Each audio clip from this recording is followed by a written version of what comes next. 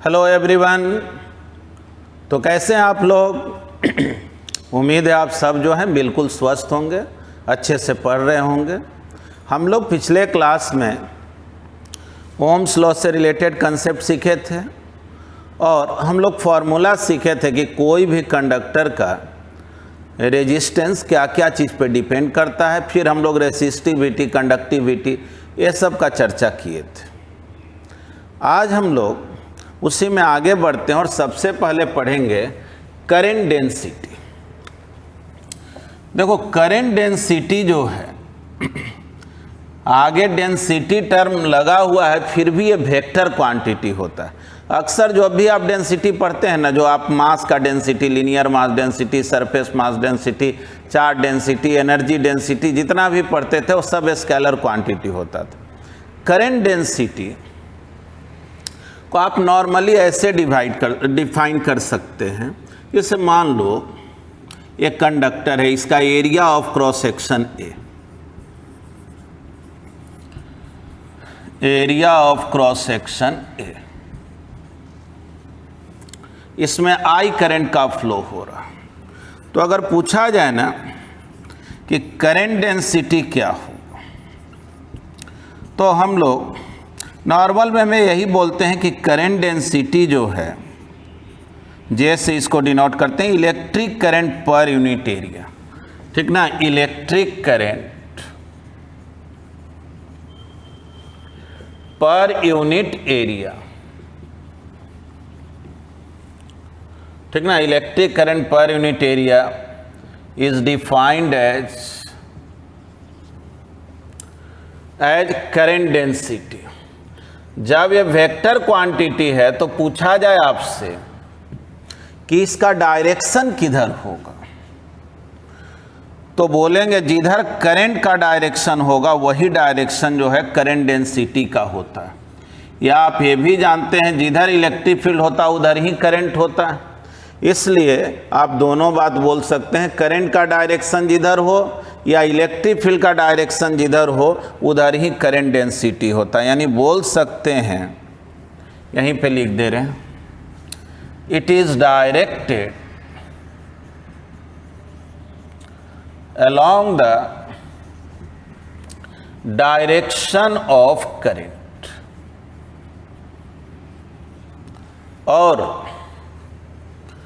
और direction of electric field, direction of electric field. ठीक, देखिए अक्सर जो है ना आपको इस फॉर्मूला से प्रॉब्लम बन जाता है, ज़रूरत अक्सर इसी का पड़ता है। लेकिन इसमें कुछ स्पेशल केस समझना है। अगर मान लीजिए कोई कंडक्टर है और आप एरिया ऑफ क्रॉस सेक्शन जैसे इस तरह से कंसीडर ना करके, जैसे मान लीजिए पेन है, ऐसे कट किए ही ना, एरिया ऑफ क्रॉस सेक्शन हो गया। अगर आप एरिया ऑफ क्रॉस सेक्शन ऐसे कंसीडर कर लिए, एरिया ऑफ क्रॉस सेक्शन ऐसे कंसीडर कर लिया, ठीक ना, और इसमें करंट का फ्लो इधर हो रहा, तो देख लीजिए करंट का फ्लो कंडक्टर में इधर हो रहा है, लेकिन एरिया वेक्टर का जो डायरेक्शन है, अगर यहाँ पे एरिया वेक्टर का डायरेक्शन देखते तो जिधर करंट है उधर ही एरिया वेक्टर, जानते हैं ना, एरिया वेक्टर प्लेन के परपेंडिकुलर होता है। तो इस क्रॉस सेक्शन का जो एरिया वेक्टर है वो इलेक्ट्रिक फील्ड के डायरेक्शन में होगा। ठीक, अब इधर हो गया एरिया वेक्टर, देख लीजिए एरिया वेक्टर प्लेन के परपेंडिकुलर। अब कि हम सपोज करो इस तरह का क्रॉस सेक्शन लिया, मान लो ये एंगल थीटा। अब कोई कहे कि क्या करंट डेंसिटी यही लिख दें I/A, तो नहीं, आपको ये देखना पड़ेगा कि इस एरिया वेक्टर का कंपोनेंट I के डायरेक्शन में क्या है। यानी कि करंट डेंसिटी अगर निकालना हो, करंट डेंसिटी निकालना हो तो आपको जो है I/A cos थीटा, देखो एरिया वेक्टर इधर है, इधर उसका कंपोनेंट लेंगे तो A cos थीटा होगा ना। यानी कि एक तरह से आप बोल सकते हैं कि करंट डेंसिटी में एरिया जो लेना है उस एरिया वेक्टर का डायरेक्शन हमेशा किधर लेना है, करंट के डायरेक्शन में। तो अगर करंट के डायरेक्शन में ना हो एरिया वेक्टर, तब क्या करना, उसका कंपोनेंट करंट के डायरेक्शन में ले लेना है। तो ये कॉस थीटा हो गया। या आप इसी को ऐसे लिख सकते हैं, देखिए I equal to J A cos theta या I equal to J dot area vector. देख लें डॉट प्रोडक्ट हो गया कि नहीं। यानी सही मायने में करंट डेंसिटी और एरिया वेक्टर के डॉट प्रोडक्ट जो है वो इक्वल होता है इलेक्ट्रिक करंट के। यानी ये फॉर्मूला ऑल टाइम वैलिड नहीं है। हाँ, ज़्यादातर टाइम यही फॉर्मूला हम लोग यूज में लाते हैं, वैसा केस रेयरली ही मिलता है। लेकिन इस केस में कोई कहेगा कि ये फार्मूला क्यों नहीं वैलिड है, तो बोलेंगे फार्मूला तो वैलिड है ही, बस अब थीटा का वैल्यू देखिएगा तो एरिया वेक्टर इधर और करंट भी इधर, थीटा जीरो हो गया। थीटा अगर जीरो रख देंगे तो आई बाई ए हो जाएगा कि नहीं। यानी कि जिस केस में करंट और एरिया वेक्टर का डायरेक्शन सेम ना हो वहाँ पे हम लोगों को इसको यूज में लाना है। देखो बहुत बार न्यूमेरिकल बनाने में गलत क्या हो जाता है, जैसे क्वेश्चन में क्या करेगा ना, करंट डेंसिटी दे देगा, एरिया वेक्टर भी दे दिया और पूछ दिया इलेक्ट्रिक करंट बतलाओ, तो अक्सर माइंड में रहता है आई इजकल टू जे इंटू ए, इसमें क्या। लेकिन ये याद रखना है आई जो है वो जे डॉट ए होता है। और देखो इससे भी पता चल रहा है दो वेक्टर का डॉट प्रोडक्ट है, इसलिए करंट कैसा क्वांटिटी है, स्केलर क्वांटिटी। तो देखें कब आपको दिक्कत होता है इलेक्ट्रिक करंट निकालने में, जैसे क्वेश्चन में दे दिया कि current density is given by 2i plus 4j minus 2 and area vector is given by a equal to 3i plus 4j, मान लो इतना मीटर स्क्वायर। एक मिनट के लिए ऐसा समझो, कह दिया क्वेश्चन में फाइंड इलेक्ट्रिक करंट, ठीक ना, इलेक्ट्रिक करंट निकालो। इसका भी अगर यूनिट लिखेंगे तो करंट डेंसिटी का यूनिट क्या होगा, एम्पियर पर मीटर स्क्वायर, है ना, यहाँ लिख दे रहे हैं एम्पियर पर मीटर स्क्वायर। ठीक, चलो क्वेश्चन में करंट डेंसिटी और एरिया वेक्टर दिया हुआ और इलेक्ट्रिक करंट पूछा जा रहा। तो देखो कुछ स्टूडेंट गलती से क्या करता है, जो इस बात को नहीं जान रहा होता है, वो क्या करता है जे वेक्टर का मैग्नीट्यूड निकाल लेता है और एरिया वेक्टर का भी मैग्नीट्यूड निकाल लेता है और दोनों को अलजबरा जैसा मल्टीप्लाई कर देता है, तो वो गलत हो जाएगा।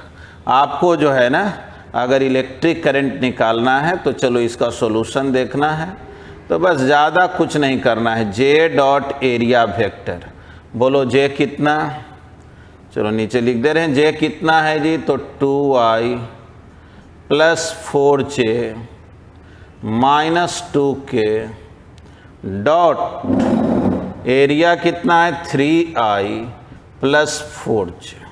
देख लें तो i कितना हो गया, i को i से तो 6, j को j से 16, k को i से करो या j से 0 हो गया, i कितना हो गया 22 एम्पियर, है ना, सिंपल हो गया। तो चलिए पहले इसको लिख लें आप। अब जो है हम लोग करंट डेंसिटी और इलेक्ट्रिक फील्ड का रिलेशन देखते हैं। रिलेशन ऑफ करंट डेंसिटी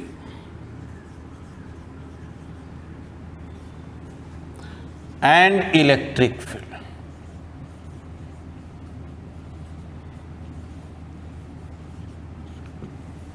ठीक है, सपोज कीजिए एक कंडक्टर है जिसका area of cross section A है और इसमें आई करंट पास कर रहा है। अगर आपसे कोई पूछे कि करंट डेंसिटी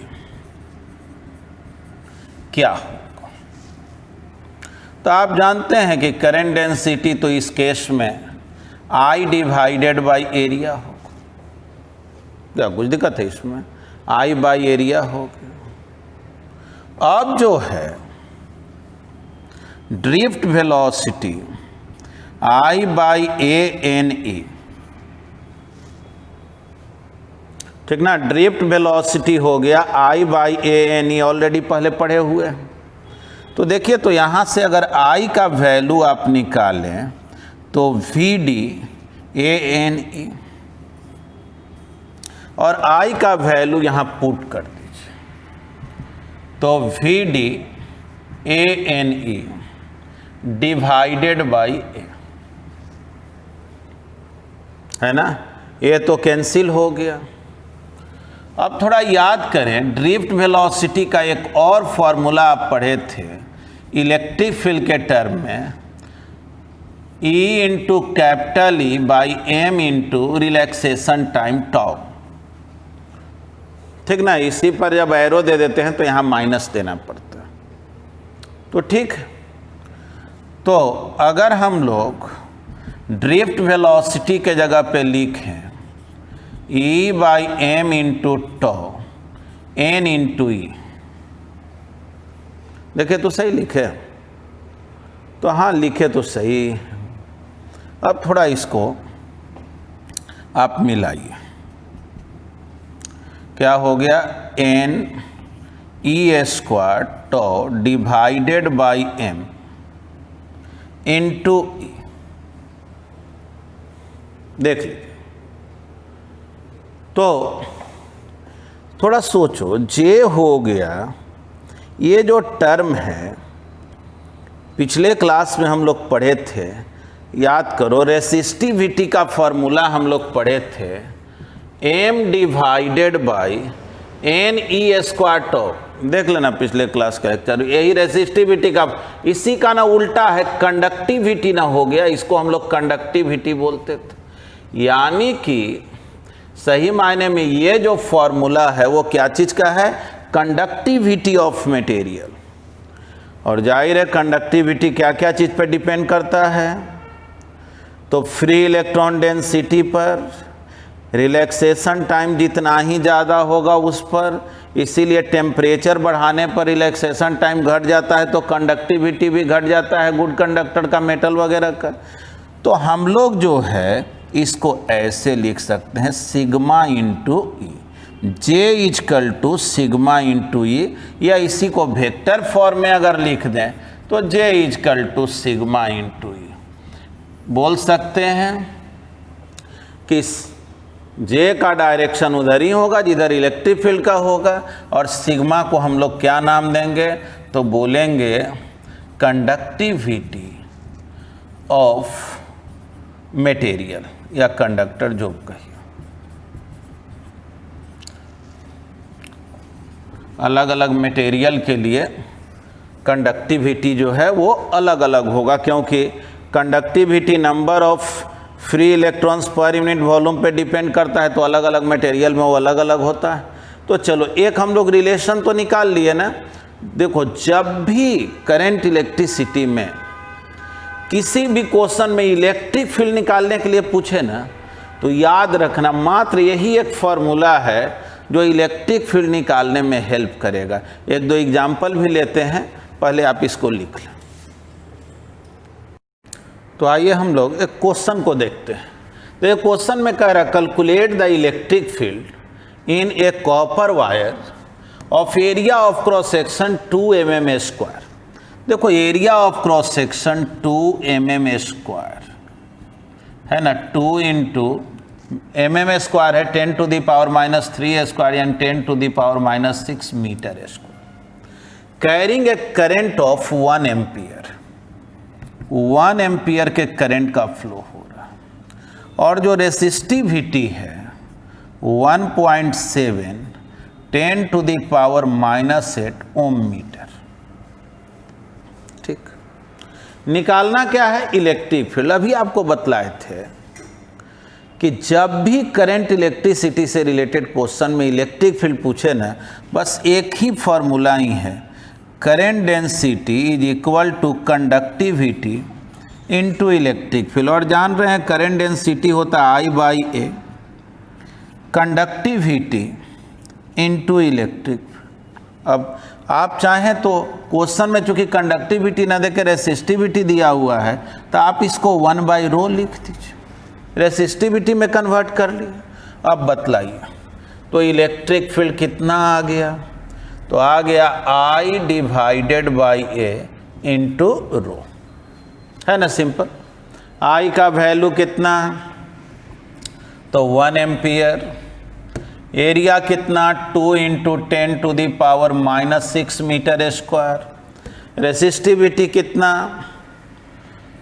तो 1.7 × 10⁻⁻8। देख लीजिए, 1.7 डिवाइडेड बाई 2 इंटू, बतलाइए 10⁻⁻6 है तो गायब हो गया 10⁻⁻2। हुआ क्या? इतना न्यूटन पर कूलम। आप जो हैं इसको लिखेंगे 0.85 10⁻⁻2 न्यूटन पर कूलम, या इसी को लिख सकते हैं 0.0085 10⁻⁻2 न्यूटन पर कूलम। ओ सॉरी, 10⁻⁻2 गायब हो गया, बस आप ए भी लिख सकते हैं।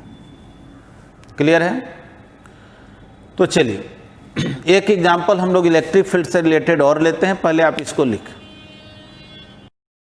चलिए नेक्स्ट क्वेश्चन हम लोग देखते हैं, ये भी इलेक्ट्रिक फील्ड से ही रिलेटेड है। कह रहा है कि एक वायर है जिसका लेंथ 2 मीटर है और रेजिस्टेंस 5 ओम है। ठीक ना, सपोज कीजिए यही वायर है, लेंथ दिया हुआ है 2 मीटर, रेजिस्टेंस दिया हुआ है 5 ओम।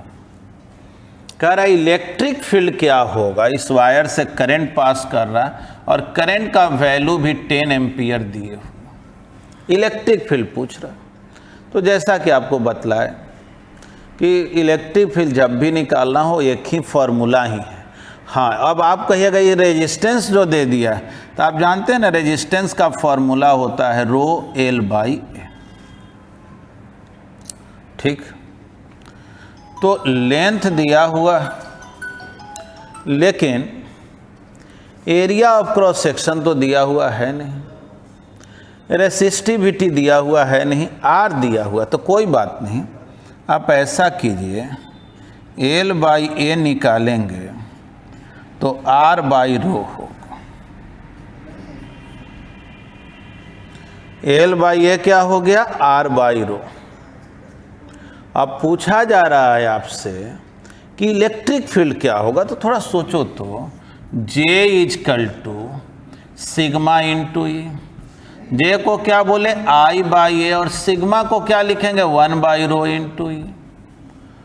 थोड़ा सा समझना है। अब जो है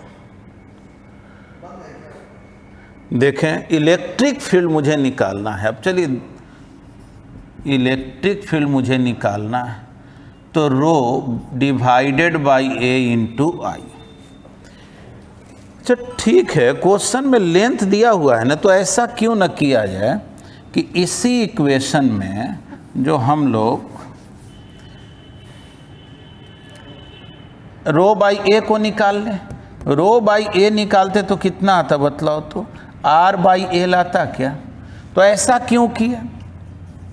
तो बोलेंगे कि ऐसा इसलिए किए क्योंकि R और L मालूम है, तो ρ/A मालूम हो जाएगा ना। यानी जहाँ ρ/A लिखा हुआ है वहाँ क्या लिख दें? R/L, है ना। अब बतलाइए R कितना दिया हुआ है जी? रेजिस्टेंस दिया हुआ है 5 ओम, लेंथ कितना दिया हुआ है? 2 मीटर, और I कितना दिए हुए? 10 एम्पियर। अब बतलाइए तो 25 न्यूटन पर कूलम बोले इलेक्ट्रिक फील्ड का यूनिट, चाहे वोल्ट पर मीटर बोले, दोनों होता है ना। तो जनरली इलेक्ट्रिक फील्ड जब भी पूछेगा ना तो वो इसी फॉर्मूला के हेल्प से बनता है और क्वेश्चन जनरली बहुत सिंपल होता है। तो ठीक है, पहले आप इसको लिख लो। देखिए एक टर्म है मोबिलिटी, ठीक ना, मोबिलिटी ऑफ इलेक्ट्रॉन भी आप बोल सकते हैं, mobility of free electron. Mobility का डिफिनीशन क्या बोलते हैं? It is defined as the magnitude of drift velocity per unit electric field, per unit electric field, यही इसका डिफिनीशन है। यानी कि इलेक्ट्रॉन का मोबिलिटी आपको निकालना है। कंडक्टर के इलेक्ट्रॉन मूव करते रहते हैं। देखो मोबिलिटी यानी मोबाइल वर्ड से आया हुआ है, मतलब जितना ही ज़्यादा मोबिलिटी अच्छा रहेगा इलेक्ट्रॉन का ना, वो उतना ही अच्छा कंडक्टर होगा। तो मोबिलिटी का जो डिफिनीशन है, drift velocity divided by electric field. अब जो है आप ड्रिफ्ट वेलोसिटी का फॉर्मूला जानते हैं। ड्रिफ्ट वेलोसिटी का फॉर्मूला पढ़े हैं ना, I/ANE, है ना, I/ANE।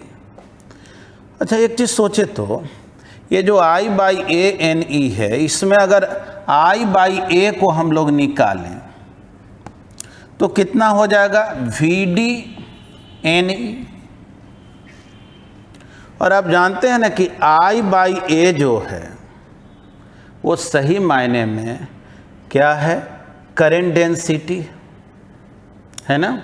मोबिलिटी का तो फॉर्मूला ये हो गया। अब थोड़ा समझिएगा इसको।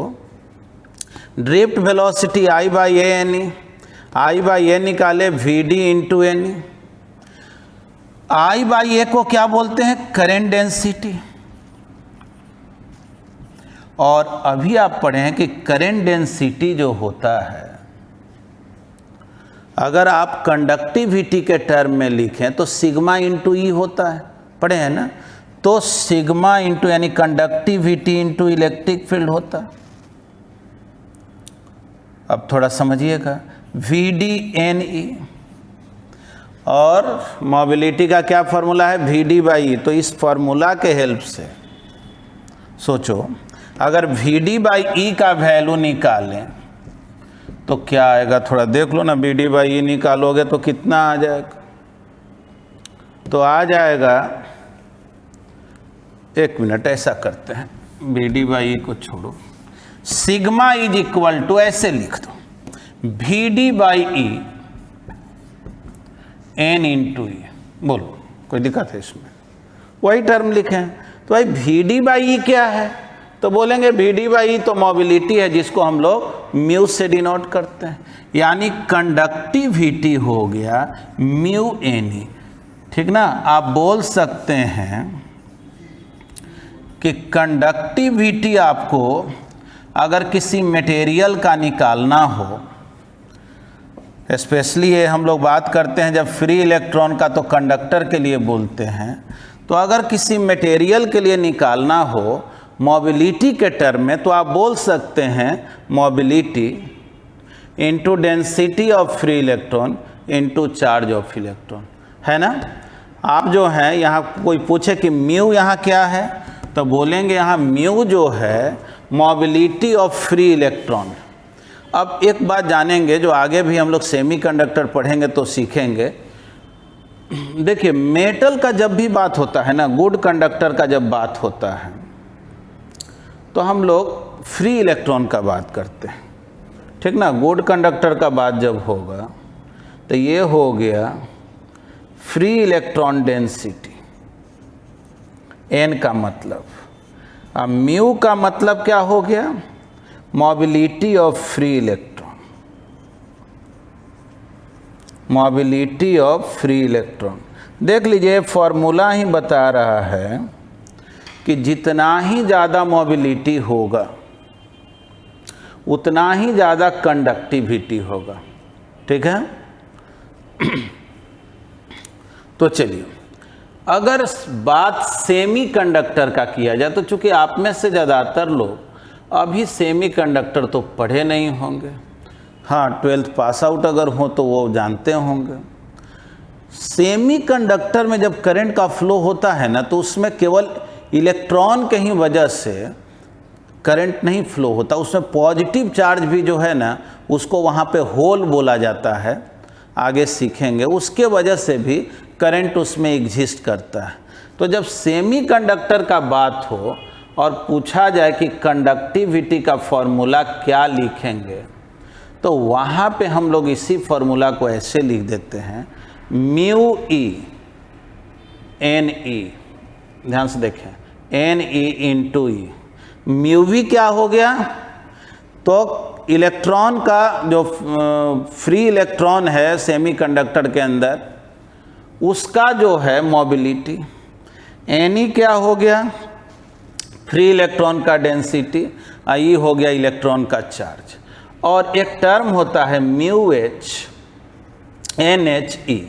ये जो एच वर्ड लगा हुआ है ना, एच होल के लिए लगता। अब ये होल सही मायने में ये पॉजिटिवली चार्ज होता है, और इसका चार्ज जो है इलेक्ट्रॉन के ही चार्ज के इक्वल होता है, लेकिन प्लस में होता है।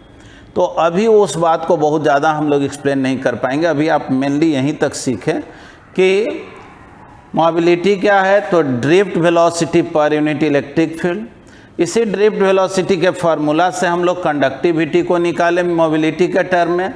और केवल नॉलेज के लिए जानिए कि जब सेमीकंडक्टर का बात होगा तब हम लोग कंडक्टिविटी के फार्मूला इस तरह से लिखते हैं, यानी mu E N E mu H N H E को कॉमन ले लिए। ठीक है ना। तो चलिए इसको लिख लिया जाए।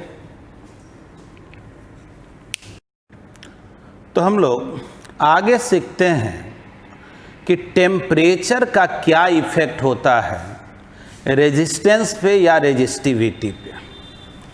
ठीक ना। Effect of temperature on resistance और रेसिस्टिविटी।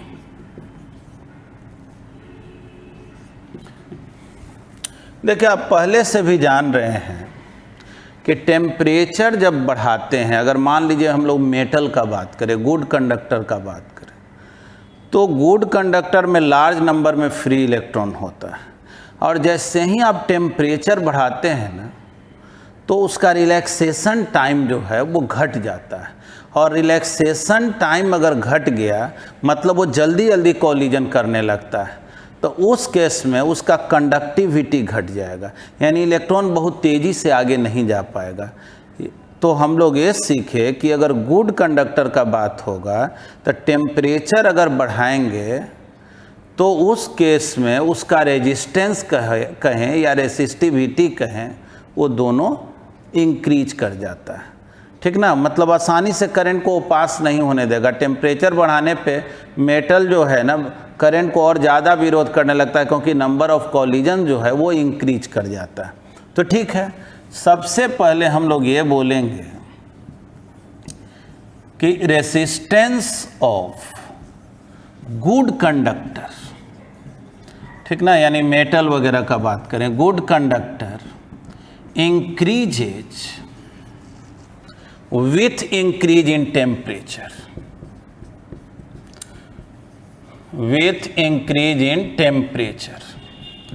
और यही रेसिस्टेंस ही नहीं, रेसिस्टेंस और रेसिस्टिविटी दोनों में से जो बोलिए, रेसिस्टेंस और रेसिस्टिविटी मतलब रेसिस्टिविटी बढ़ेगा, रेजिस्टेंस अपने आप बढ़ेगा, है ना। और रेसिस्टिविटी क्यों बढ़ेगा, रीजन तो बतलाएं, आगे लिख भी दे रहे हैं, तो जानेंगे। इसका फॉर्मूला जो है R equal to R naught 1 plus alpha delta T. थोड़ा समझिएगा, R का मतलब हो गया resistance at final temperature, R naught का मतलब हो गया resistance at initial temperature, delta T का मतलब हो गया final temperature minus initial temperature, ठीक ना। देखिए टी एफ जो है ये है फाइनल टेम्परेचर और टी आई जो है ये है इनिशियल टेम्परेचर, ठीक है। देखिए ये जो अल्फा है ना, इसको हम लोग टेम्परेचर कोफिशिएंट ऑफ रेसिस्टेंस बोलते हैं या रेसिस्टिविटी भी बोलते हैं, यानी आप चाहें तो इसी फॉर्मूला को ऐसे भी लिख सकते हैं, रेसिस्टिविटी के टर्म में लिखें तो rho is equal to rho naught 1 plus alpha delta T. देखो फॉर्मूला वही है, बस फर्क ये हो गया, यहाँ ये रेजिस्टेंस का बात कर रहा है और यहाँ ये क्या चीज़ का बात कर रहा है, रेसिस्टिविटी का। रो हो गया रेसिस्टिविटी एट फाइनल टेम्परेचर, है ना। रो नॉट का मतलब रेसिस्टिविटी एट इनिशियल, जैसे इसमें लिखा हुआ वही, और अल्फा को हम लोग बोलेंगे alpha is called temperature coefficient of material.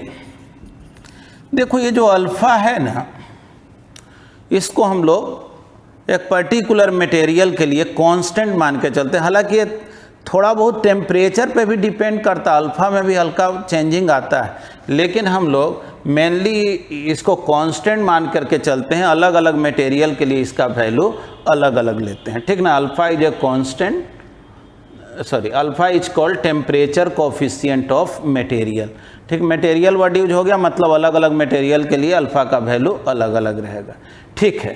तो ये तो इक्वेशन हो गया।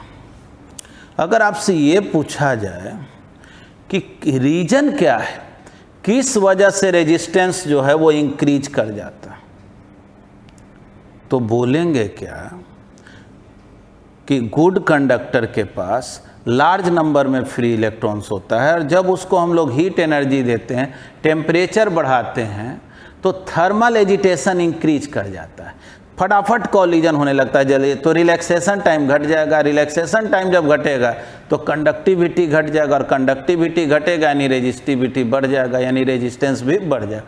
तो पहले तो आप इसको लिख लें, तो वो रीजन भी लिख दे रहे हैं।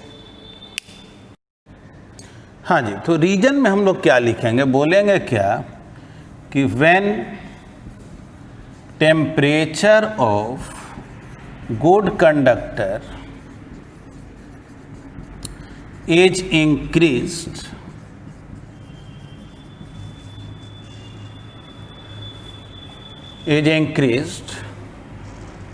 कॉमा देकर due to thermal agitation,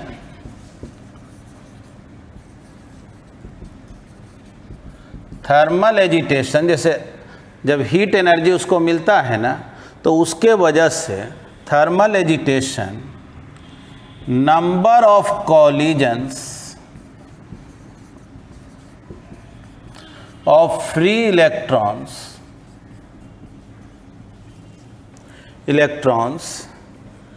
in a given time interval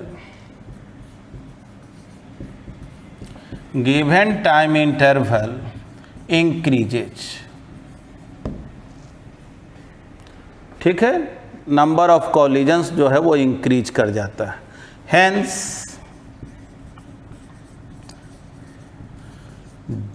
ध्यान से देखें, आप एक बात बोल सकते हैं, hence relaxation time decreases and due to decrease in relaxation time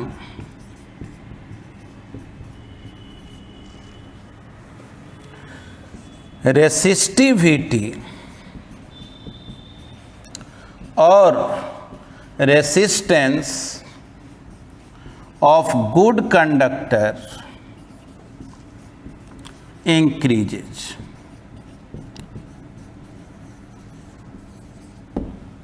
ठीक है, तो जैसा कि हम लोग जानते हैं, पहले से पढ़े हुए हैं कि रेसिस्टिविटी जो है उसका क्या फॉर्मूला होता है, याद कीजिए। तो पिछले लेक्चर में आपको बताया गया था, m divided by NE² into tau relaxation time. देख लो, रिलैक्सेशन टाइम जितना ही कम होगा रेसिस्टिविटी उतना ही ज़्यादा होगा। ठीक है, वैसे तो रीजन लिख दिया गया है, बस अब इसको जो है उसी में अगर फॉर्मूला भी लिख दिया जाए तो स्पष्ट हो जाएगा, है ना। तो चलिए, ये तो हम लोग गुड कंडक्टर पे इफेक्ट देखें, अब सेमी कंडक्टर पे क्या इफेक्ट होगा उसको देखते हैं। पहले इसको लिख लें। देखिए, अगर बात सेमी कंडक्टर का किया जाए तो सेमी कंडक्टर में क्या दिक्कत है कि उसमें नॉर्मल वे में फ्री इलेक्ट्रॉन नहीं होता। नॉर्मल टेम्परेचर पे वो इंसुलेटर जैसा बिहेव करता, मतलब उसमें आसानी से करंट पास नहीं करता। उसमें उल्टा होता है कि जब आप टेम्परेचर बढ़ाते हैं ना तो बॉन्ड ऑसिलेट करता है और कुछ बॉन्ड ब्रेक कर जाता है। अब बॉन्ड जब ब्रेक करता है तो कुछ इलेक्ट्रॉन फ्री हो जाता है और उसी फ्री इलेक्ट्रॉन की वजह से उसका कंडक्टिविटी जो है वो बढ़ जाता है। तो इस सेमी कंडक्टर एक चैप्टर ही है जिसमें हम लोग डिटेल में पढ़ेंगे। फिलहाल आपको ये बता दे रहे हैं, बोलेंगे क्या, रेसिस्टिविटी और resistance of semiconductor decreases with increase in temperature. With increase in temperature, इसमें उल्टा है, रेसिस्टेंस घट जाता है। कोई पूछे कि रीजन क्या है, तो वैसे तो सेमीकंडक्टर जहाँ पढ़ेंगे वहाँ डिटेल में सब सीखेंगे ही। फिलहाल आप यही बोलेंगे कि when temperature of semiconductor is increased, density of charge carrier. देखो, करंट का जो फ्लो कराता है ना वो फ्री इलेक्ट्रॉन कराता है। सेमीकंडक्टर में एक टर्म आता है होल, तो गर्म करने से जितने इलेक्ट्रॉन फ्री होता है उतना ही होल प्रोड्यूस होता है। तो कंबाइंड वे में उसको हम लोग चार्ज कैरियर बोलते हैं। डेंसिटी ऑफ चार्ज कैरियर, यहाँ लिख दे रहे हैं ब्रैकेट में, इलेक्ट्रॉन्स और होल्स इंक्रीजेज, है ना। तो सोचो, जितना ही जो है फ्री इलेक्ट्रॉन का डेंसिटी ज़्यादा होता है वो कंडक्टर उतना ही अच्छा होता है, मैंने वो मटेरियल उतना ही बेहतर कंडक्टर जैसा रोल करता है। तो सोचो, नॉर्मल वे में सेमीकंडक्टर के पास जो है फ्री इलेक्ट्रॉन होता ही नहीं है, बहुत कम होता है, न के बराबर। और जब आप टेम्परेचर बढ़ाते हैं तब उसमें लार्ज नंबर में इलेक्ट्रॉन फ्री होता है और होल भी प्रोड्यूस हो जाता है। अभी हम जान रहे हैं, होल आपको टर्म समझ में नहीं आ रहा होगा, लेकिन फिलहाल आप जानें कि वो पॉजिटिव चार्ज होता है, वो भी प्रोड्यूस होता है। तो बोलेंगे क्या, when temperature of semiconductor is increase, density of charge carrier increases and hence it's conductivity increases. ठीक ना, इसका कंडक्टिविटी जो है वो बढ़ जाता है, इंक्रीज कर जाता है। और जाहिर है कंडक्टिविटी इंक्रीज कर गया तो रेजिस्टिविटी घट जाएगा, यानी बोलेंगे that is resistivity of semiconductor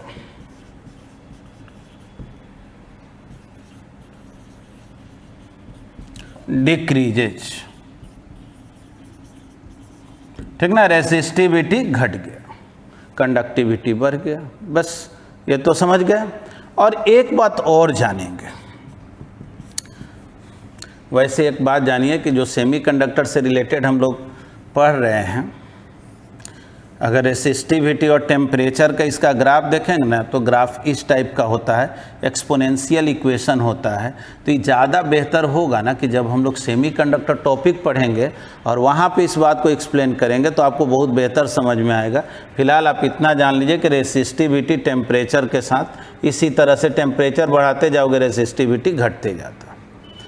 तो हम लोग क्या क्या सीखे, जो गुड कंडक्टर हो, मेटल हो, उसके टेम्परेचर को बढ़ाएंगे तो उसमें लार्ज नंबर में फ्री इलेक्ट्रॉन्स पहले से मौजूद होता है। टेम्परेचर बढ़ाते हैं तो कोलिजन का संख्या बढ़ जाता है, इसलिए रिलैक्सेशन टाइम घट जाता है और रिलैक्सेशन टाइम घटने से क्या होता है, उसका रेजिस्टिविटी बढ़ जाता है। लेकिन सेमीकंडक्टर में तो फ्री इलेक्ट्रॉन पहले से था ही नहीं, अब उसको जब टेम्परेचर बढ़ाए तो कुछ इलेक्ट्रॉन फ्री हुआ, यानी सेमीकंडक्टर में पहले करंट पास ही नहीं कर रहा था, टेम्परेचर बढ़ाए तो करंट जो है वो पास करने की स्थिति में आया। तो जाहिर है उस केस में हम लोग बोलेंगे कि जो सेमीकंडक्टर है उसके टेम्परेचर को बढ़ाओगे तब फ्री इलेक्ट्रॉन का डेंसिटी बढ़ जाएगा, और फ्री इलेक्ट्रॉन का डेंसिटी बढ़ेगा या चार्ज कैरियर का डेंसिटी बढ़ेगा तो उसका कंडक्टिविटी बढ़ जाएगा, यानी उसमें आसानी से करंट पास करने लगे, और कंडक्टिविटी बढ़ गया मतलब रेजिस्टिविटी घट गया। अब चलो थर्ड पॉइंट में बोलेंगे, देयर इज नो इफेक्ट या नो अप्रिसिएबल इफेक्ट भी बोल सकते हैं, नो इफेक्ट ऑन रेसिस्टिविटी और रेसिस्टेंस ऑफ एल्वाय कॉन्स्टेंटन एंड मैंगानीन। देखिए कॉन्स्टेंटन और मैंगानीन ये दो ऐसा मटेरियल है, एल्वाय है, मिक्स करके बनाया हुआ रहता है मेटल्स को, जिस पे टेम्परेचर का कोई अप्रिसिएबल इफेक्ट नहीं होता, यानी टेम्परेचर बढ़ाओ घटाओ उसके रेजिस्टेंस या रेजिस्टिविटी पर फर्क नहीं पड़ता है, ठीक ना। तो हम लोग तीन बात सीखे, मेटल के टेम्परेचर बढ़ाएंगे तो रेजिस्टिविटी या रेजिस्टेंस बढ़ेगा, सेमीकंडक्टर के टेम्परेचर बढ़ाएंगे तो रेजिस्टेंस उसका घटेगा, और कॉन्स्टेंटन और मैंगानीन का स्पेशली बात हो तो बोलेंगे टेम्परेचर का कोई इफेक्ट नहीं होगा। तो इसको पहले लिख लें। हाँ, तो अगले क्लास में हम लोग colour code of carbon resistance पढ़ेंगे, और रेजिस्टेंस से रिलेटेड जो हम लोग फार्मूला सीखे उस पर बेस्ड जो प्रॉब्लम होगा उसको हम लोग सीखेंगे, ठीक ना। मतलब थियोरेटिकल कंटेंट में रेजिस्टेंस वाला पोर्शन जो है वो थोड़ा बड़ा पोर्शन है, तो पहले हम लोग उसको फिनिश कर लेंगे और तब आएंगे मेन जो करंट इलेक्ट्रिसिटी है जो स्टार्ट होता है किरचॉफ्स लॉ से। लेकिन उसके पहले रेजिस्टेंस वगैरह से रिलेटेड जो भी प्रॉब्लम्स है वो सब को हम लोग सॉल्व कर लेंगे। तो आप जो हैं अगले क्लास करने के पहले एक बार पहले वाला लेक्चर को, नोट्स को अपना रिवाइज कर लीजिएगा। थैंक यू, धन्यवाद।